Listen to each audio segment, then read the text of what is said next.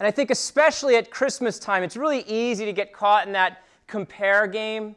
You know, like my wife's mom passed away before we were married. So I think at Christmas time, if you've lost somebody that you love, it's really easy to kind of fall into, oh, well, they have their parents and I don't have mine. Or they have this and I don't have that, and I should have that. You know, just like I thought, well, I should have kids by now, right? And we didn't. And yet God's ways, it says in the Bible, are not our ways. And his thoughts are not our thoughts. And yet his plans are better than ours. No eye has seen, no ear has heard what God has in store for those who love him. Jesus Christ at Christmas, at the Nativity, reminds us that he is made for the mess. This is exactly what God does at the Nativity. We make this ugly painting and our lives feel like a mess. And God, while we're making the mess, makes beauty. And that's just how his grace works. We make a mess and it feels ugly, and people that we love are not here with us this Christmas, or we're fighting with that person this Christmas, or our kids are not grateful this Christmas, right? Or our spouse isn't grateful enough. And yet Christ came into the mess.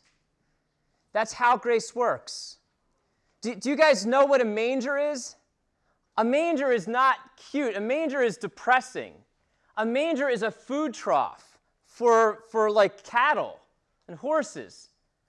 Like Mary put baby Jesus in a bowl that animals ate out of. She was probably wiping the saliva off of it. She probably noticed that it didn't smell so great. And there she is putting baby Jesus in the food, in the hay that the animals are going to eat. And we look at that today and we see such beauty, right? Because we see what God did through that nativity.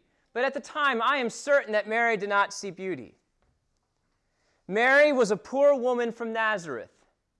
God said that he was going to give her this child that would be the Son of God, the King of Kings, the Lord of Lords. Angels, are going to appear at this birth, and she has no place to give birth, and the only place she can put the King of Kings is in a food trough. God works in the mess. God is not ignoring your mess. He's not pretending it's not there. He's not wishing it away.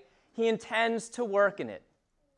So if this is your first Christmas without somebody that you love, or if this is your first Christmas as a divorced family, or if this is your first Christmas where your kids just are not appreciative and things just seem to be a mess, Christ came for you.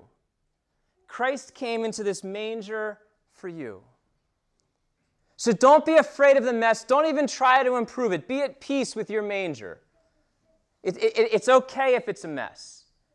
And then Jesus is born into a manger, and then he dies on the cross, giving us the same message.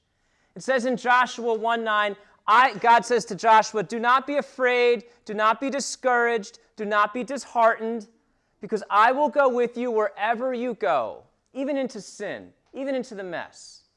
And that's what happens on the cross. The God of Abraham, Isaac, and Jacob, the God of Joshua, goes to wherever we go, whatever the mess is. And he comes to have a relationship with us even though we don't deserve it. And that's just how grace works. From the manger to the cross to the resurrection to your heart today. Guys, this is the God of your life. This is the God of the universe, a God who is humble enough and willing to be in the manger. And so he's going to be in your home too this Christmas, if you just welcome him. Does that make sense to you guys?